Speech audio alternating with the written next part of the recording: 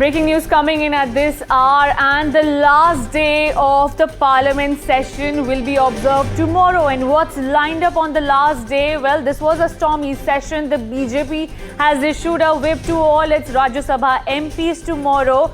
On agenda will be the online gaming bill that was today passed in the Lok Sabha. It will be introduced in the Rajya Sabha tomorrow, and for that, BJP has issued a whip to its Rajya Sabha MPs. For more, my colleague Akhilesh is also joining me on the phone line to give details about how the last day, Akhilesh, looks like tomorrow. Finally, this stormy Parliament session is coming to an end.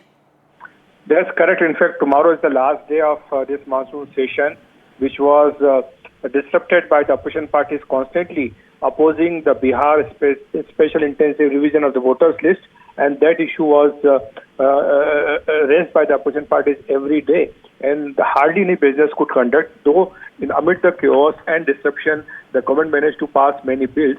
And we've been told by the sources now that the BJP has issued a three-line whip for its Rajya Sabha MPs tomorrow, because the online gaming bill, which was passed by the Lok Sabha this evening, will be brought to Rajya Sabha tomorrow. And all the BJP MPs are asked to be present there in the House to support this bill. This bill is very important in the sense that the government says very clearly that it will not allow promotion of gambling on the online platforms, and that is why this bill has been brought. Right. Thank you so much, Akhilesh, for joining us. And all eyes will be on the Rajya Sabha tomorrow when this bill will be tabled. Today also, there was a stormy session. Now, let's also decode for you what's this online gaming bill and why there is such a huge outrage from the industry leaders to opposition leaders. First thing first, the online betting will be now punishable offence. If it passes through the Rajya Sabha tomorrow, then this bill will impose penalties on people playing it. These money-based games will then be a punishable offence.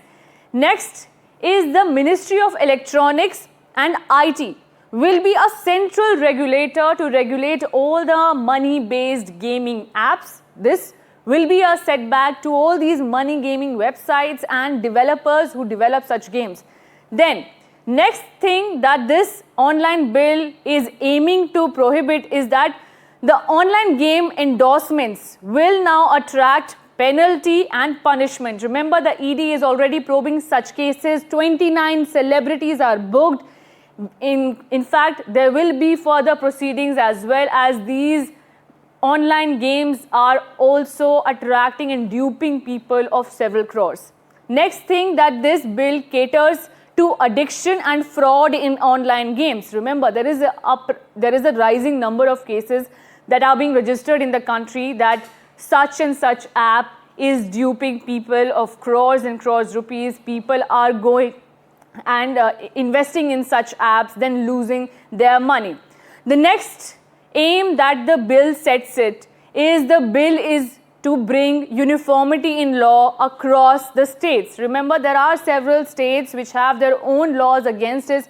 Illegal betting websites will now be facing a similar law across the country. So, all these points have attracted some mixed feedback from the industry, but the opposition is clearly against this central government's bill, saying that this eliminates several jobs. It is a setback for the gaming industry, as people will now not invest in those apps. They bring huge revenue. There will be job losses. But what will happen remains to be seen. And now shifting our focus to the other big showdown that happened today. There was chaos in Parliament over the 3 bills tabled today. Opposition called them unconstitutional. Copies of the bill were shredded and paper balls were tossed at Home Minister Amit Shah while he was addressing the House. This is the visual, remember, this is the visual defining movement today, what was witnessed in the Parliament pandemonium. This proposal seeks the removal of the Prime Minister, Union Ministers, Chief Ministers or State UT Ministers if they are arrested or kept in custody for serious criminal charges for 30 consecutive days. Lok Sabha leader of opposition and Congress MP Rahul Gandhi hit out at the centre over the new bills introduced by Union Home Minister Amit Shah, saying that we are heading back to medieval times when the king could just remove anybody at his will. However, Union Home Minister Amit Shah has asserted that such bills are needed because governments are being run from jail. Sample the reactions.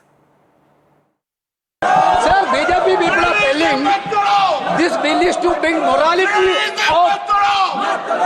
in politics. Can I ask a question to the Honorable Home Minister?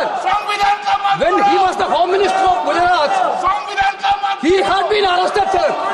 Whether he took the morality of that point of time? सुनो जरा,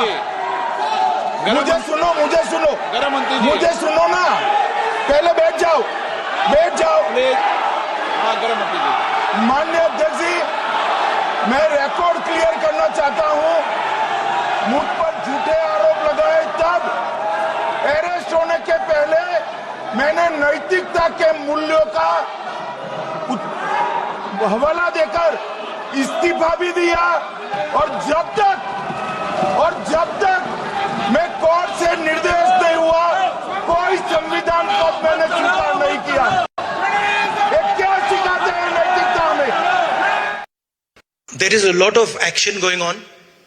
You must have heard, I'm sure all of you have heard, of the new bill that the BJP is proposing. We are going back to medieval times when the king could just remove anybody at will. There's no concept of what an elected person is. He doesn't like your face, so he tells ED, put a case, and then democratically elected person is wiped out within 30 days. This is new. Also, let's not forget why we are electing a new vice president. Just yesterday I was having a conversation with somebody and I said, where is the old vice president gone?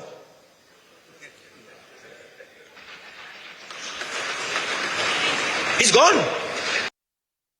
जो विपक्ष के नेता लोग हैं वहाँ पे आके जो हमारे माननीय गृह मंत्री जी हैं जब वो बिल प्रपोज कर रहे थे उनका माइक निकालने की कोशिश करी और तो और वो बिल फाड़ कर उनके मुंह पे मारा। उसमें जो है कुछ लोग पत्थर लेके आए थे, पत्थर जो है उनके मुंह पे मारे। इस तरह से उन लोग इतना ज़्यादा वायलेंस जिस तरह से दिखा रहे हैं, मुझे तो लगता है कि हमारी पार्टी के लोगों ने बहुत संयम दिखाया, बहुत ज़्यादा जो है एक कंपोजर दिखाया, लेकिन कब तक ये वायलेंस जो है इस तरह से दिखाते रहेंगे, this is very concerning. Now, if you think that was it, the showdown didn't stop there. TMC MP claimed that she was manhandled by Union Ministers Ravneet Singh Bittu and Kiran Rijiju, to which Union Minister Ravneet Singh Bittu spoke to NDTV exclusively and said that such charges are bogus and are only a diversionary tactic by the opposition as they are facing heat for throwing papers, which were actually stones also hidden inside those papers that were thrown at Home Minister Amit Shah. Sample the reactions. हम लोगों को जो MP थे TMC का MP OLX के सब लोगों के ओएलएक्स से गया तो प्रतिवाद किया तो रिजू जी और बिट्टू जी अचानक मुझ पर हमला किया, धक्का मारा, छीड़ दिया। यहाँ पे देखिए छीड़ दिया।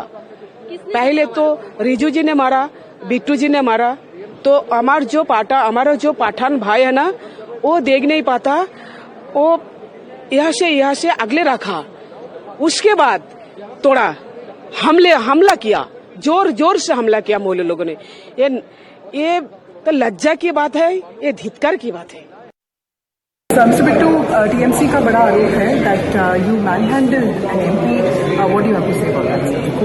First of all, जो पार्लियामेंट मेंबर्स हैं, चाहे मिनिस्टर्स हैं, हम सब लीग हैं और वो चाहे किसी पार्टी से हो, हम सब मिलके बैठते हैं, बातें करते हैं और पार्लियामेंट कमेटीज में हैं और भी हैं। वो तो सिर्फ ठीक है, ऑपोजिशन पार्टी ने अपना रोल अदा करना होता है, लेकिन आज वो लाइन क्रॉस कर गए। असली बात मैं बताऊं भी, ममता दीदी के सामने ये अब दो ग्रुप हो गए, एक कल्याण बनर्जी जी का है, एक महुआ जी और दूसरी टीम। वो सिर्फ भी कौन वहाँ पे टीवी पे या न्यूज में दिखे भी ज्यादा हल्ला किसने, शोर ज्यादा किसने किया, कागज किसने ज्यादा पाड़े, कागजों में कंकर पत्थर लेके आए, वो उन्होंने फेंके आज चेयर के ऊपर भी, टेबल पे ऊपर से, और इधर ट्रेजरी बेंचेस के ऊपर भी उन्होंने ये काम शुरू किया। इस चीज को छिपाने के लिए उनको पता है अभी ये कैमरे में क्लिप्स आएंगे, कहीं ना कहीं उससे पहले वो भी शर्मसार ना हो, शर्मिंदा ना हो, इसीलिए उन्होंने ये अपने आप को पीछे इस चीजों के Absolutely wrong. They were trying to come inside the Treasury bench steps. Okay. And that was the time when few member of parliaments stand on their own. They didn't go to the well. Okay. They were standing at the steps which leads to Treasury bench side. Shifting our focus now to more news coming in. A police case has been filed against Sanjay Kumar, an official from the Center for the Study of Developing Societies, over his controversial social media post related to Maharashtra elections. The move by the Nagpur police came a day after the cephalologist apologized for his post and explained how the error had crept in, sparking another massive political row. The case against him has been filed under multiple sections of the Bharatiya Nyaya Sanhita. The charges are linked to false information and potential election-related violations. Earlier, in a post, Mr. Kumar had flagged significant voter additions and deletions in the Maharashtra Assembly election, which had added to the Congress vote theft allegations against the BJP and the Election Commission. Sample the reactions. Nagpur police and Nasik police both has filed a case against CSDF co-founder Sanjay Kumar. Sanjay Kumar has tweeted last week that there are discrepancies in Maharashtra's data, and he has pointed out that more than 2 lakh, 3 lakh per constituency there was an addition in voter data. But later on, he has realized that the data which is shared by Sanjay Kumar is wrong, and he admitted that the data shared by him is wrong. The most important thing is that the Congress party has used the same data. Rahul Gandhi and other leaders have used the CSDF data to a kind of misinformation spreaded against Election Commission, saying that more than 40 lakh electors have increased in Maharashtra election, and Rahul Gandhi has called a vote chori against citizens of Maharashtra and has said that Election Commission is doing vote chori, and based on the CSDF data, the Congress party and Rahul Gandhi has questioned the Election Commission, the integrity of the Election Commission, and now we have seen that from like Maharashtra, many places there are FIR registered against CSDF co-founder Sanjay Kumar. Delhi Chief Minister Rekha Gupta was slapped by a man from Rajkot during her Jan Sabha at her residence. This soon snowballed into a massive AAP versus BJP controversy. While the attacker has been caught, the motive remains unclear. But BJP has blamed Aam Aadmi Party for conspiring against Delhi CM and posted a picture of attacker with Aam Aadmi Party leader. However, the AAP was quick to fact-check the Saffron Party, calling the photo fake and generated using artificial intelligence. Take a look at our report to know what happened next.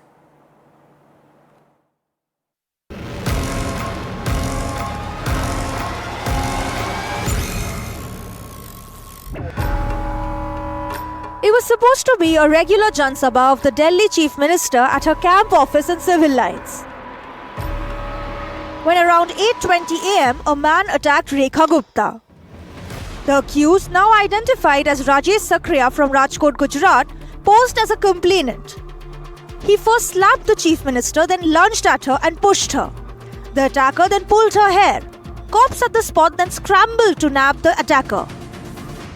ये उस वक्त थी आप जब जन सुनवाई में आपके भी बाल खींचे उसमें? जी जी हाँ, दीदी थोड़ा सा नीचे झुकी हुई थी हमारी मुख्यमंत्री जी।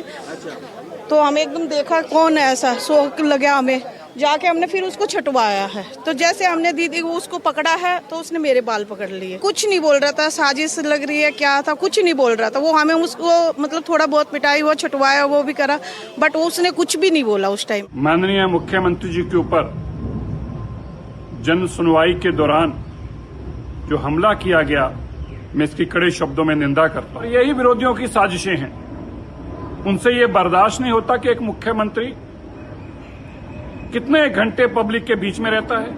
यही कारण है कि इसके पीछे कोई राजनीतिक साजिश की बू आ रही है। जल्द ही दिल्ली पुलिस इसकी इन्वेस्टिगेशन कर रही है, सारे तथ्य सामने आएंगे। मैं भारतीय जनता पार्टी को ये कहना चाहता हूं कि आज हम लोग बड़े दिल से आपका साथ दे रहे हैं, क्योंकि हम लोग ये नहीं सोचते कि हमला भारतीय जनता पार्टी पे हुआ या कांग्रेस पे हुआ या हम पे हुआ।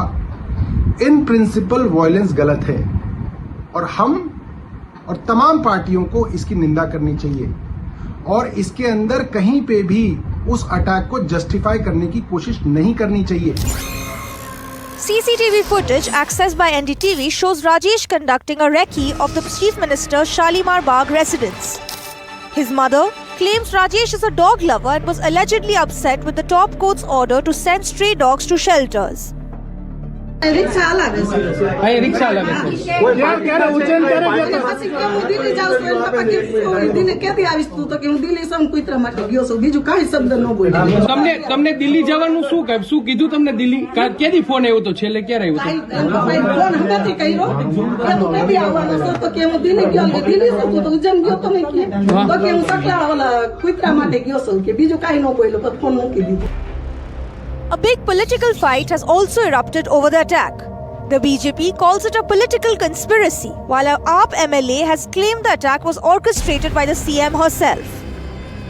अभी जो पता लगा है कि वो व्यक्ति पीछे 24 घंटे से रेकी कर रहा था कि वो कैसे मुख्यमंत्री से मिले, वो उनके घर में शालीमार बाग तक भी पूरा वहाँ पे उसने रेकी किया कल।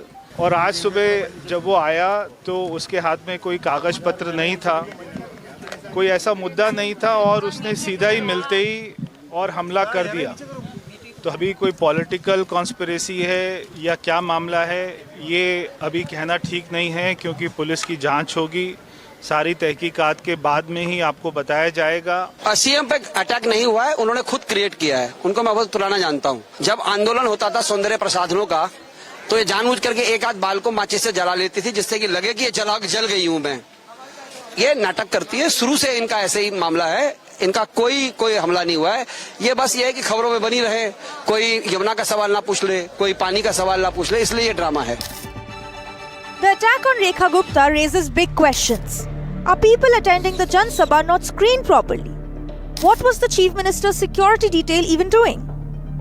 Bureau report for NDTV. Slipping into a very short break, but right after the break, we will tell you how Russia is rolling out the red carpet for India while Delhi faces tough tariffs from the Washington. Amid Trump tantrums, Russia's Charge d'Affaires assures India that Russia stands tall with India.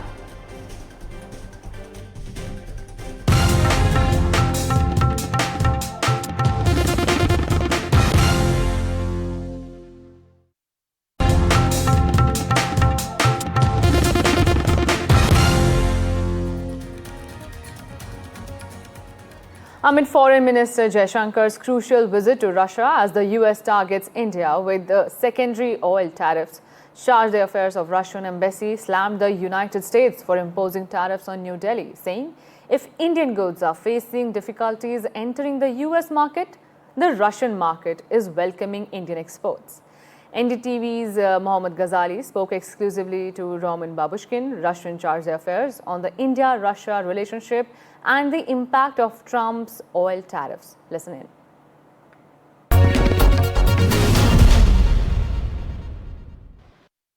Oil is the talk of the town, sanctions is the talk of the town. How do you see this threat of double tariff by, secondary tariff by US for India purchasing oil from Russia?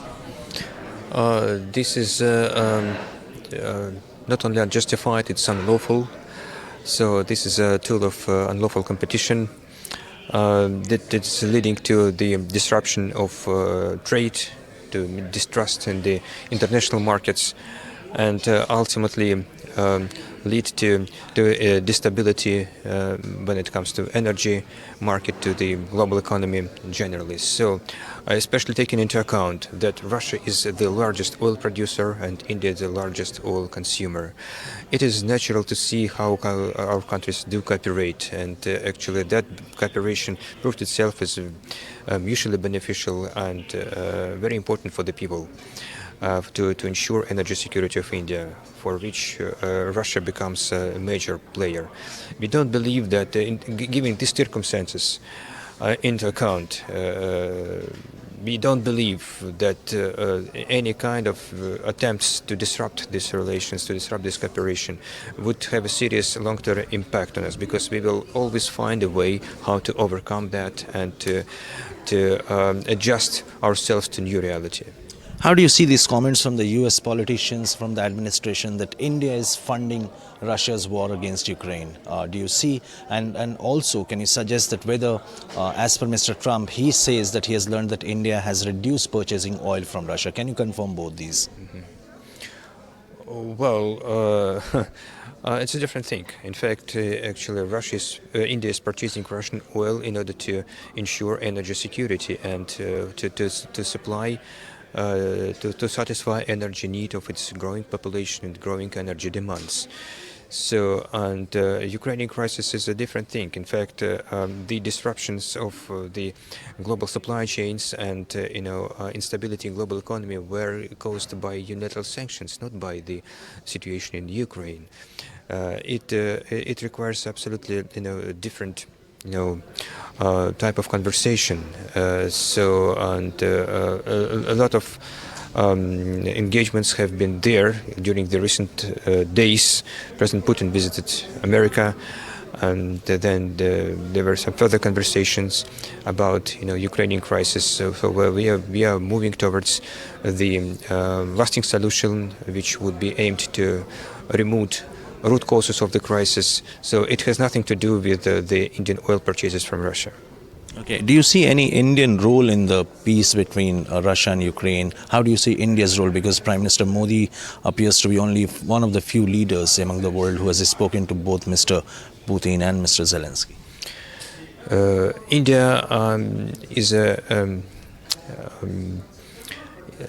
India has a very sincere intentions to support to find some resolution of the conflict. India has always been participating in various dialogue formats during recent years, and the recent telephone conversation, recent call by President Putin to Prime Minister Modi ji. So just a confirmation of how important for us to share, to have India on board and to coordinate on that.